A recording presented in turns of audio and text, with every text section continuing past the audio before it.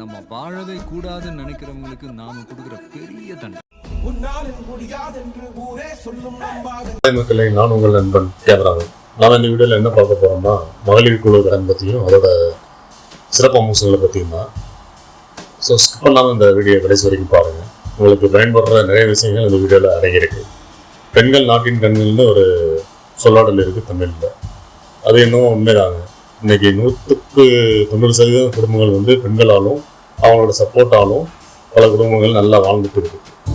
நான் வந்து ஆண்கள் இதில் குறை சொல்கிறேன்னு நினைக்காதீங்க. இந்த பெண்களுக்காக பல திட்டங்களை நம்ம மத்திய அரசும் மாநில அரசும் வழங்கிட்டு வராங்க. அதில் ஒரு சிறப்பான திட்டம் தான், பல வருஷமாக நடைமுறையில் இருக்க திட்டம் தான் மகளிர் சுய உதவி குழு கடன் பெருந்திட்டம். இது இந்தியாவில் உள்ள அனைத்து வங்கிகளும் கொடுக்குறாங்க. இது ரொம்ப வருடங்களாக செயல்பாட்டில் இருக்குது. பல பெண்கள் குழு நல்லபடியாக செயல்பட்டு வராங்க.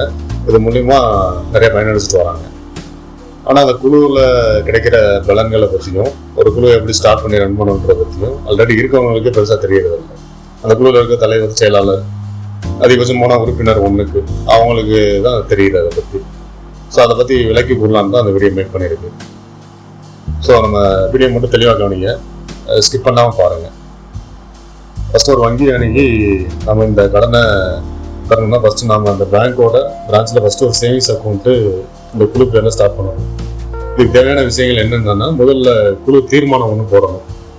அதில் நம்ம அந்த வங்கியில் எந்த கிளையில் சேவிங்ஸ் அக்கௌண்ட் ஓப்பன் பண்ணுறோம், எவ்வளோ பணம் வந்து நம்ம சேமிப்பு, யார் யார் எவ்வளோ சேமிப்பு பணம் வச்சுருக்கா, குழு மெம்பர்ஸோட அக்கௌண்ட் நம்பரு, அவங்களோட ஆதார் டீட்டெயில்ஸு எல்லாமே அதில் மென்ஷன் பண்ணி தலைவர், செயலாளர் சீல் வச்சு அதில் கையெழுத்து போடணுங்க.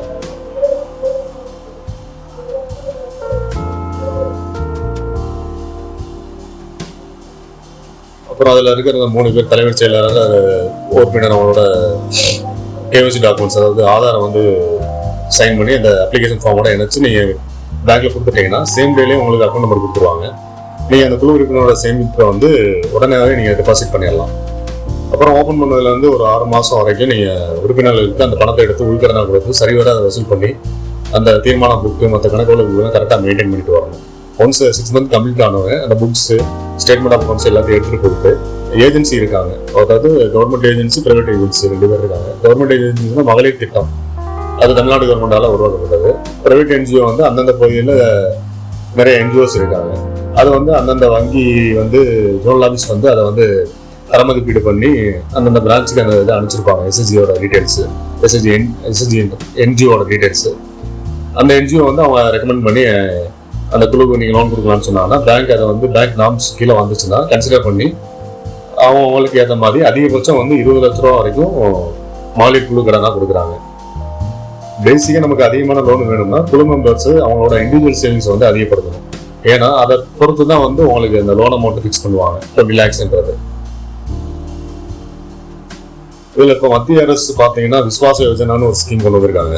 அது கீழே பார்த்தீங்கன்னா 5% வந்து இன்ட்ரெஸ்ட் சப்சிடி, அதாவது வட்டி மானியம் வந்து 10 லட்சம் வரைக்கும் வாங்கியிருக்க குழுக்களுக்கு வந்து லோனாக கொடுக்குறாங்க. இதில் யார் கொடுக்குறாங்கன்னா SC, ST, OBC பிரிவினருக்கு.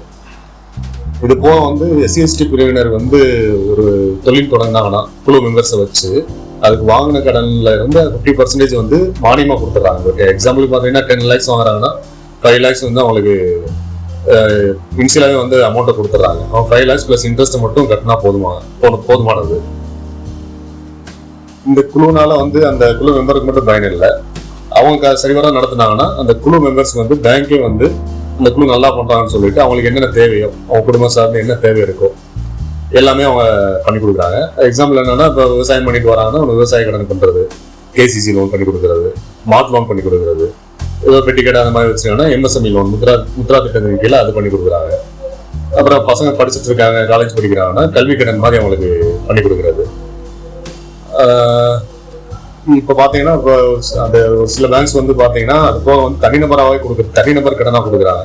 எந்த ஒரு இதுவுமே இல்லாமல், தேர்ட் பார்ட்டி கேரண்டி இல்லாமல், அதாவது 3ஆம் நபர் வந்து அவங்களுக்கு கேரண்டி மாதிரி போடுற அந்த விஷயமே இல்லாமல் சில இது வந்து தனிநபர் கடனாகவே கொடுக்குறாங்க. அதிகபட்சம் வந்து திருப்பி கட்ட காலம் வந்து 10 வருஷமா கொடுக்குறாங்க. வட்டி வந்து 90 பைசா கணக்கில் கொடுக்குறாங்க.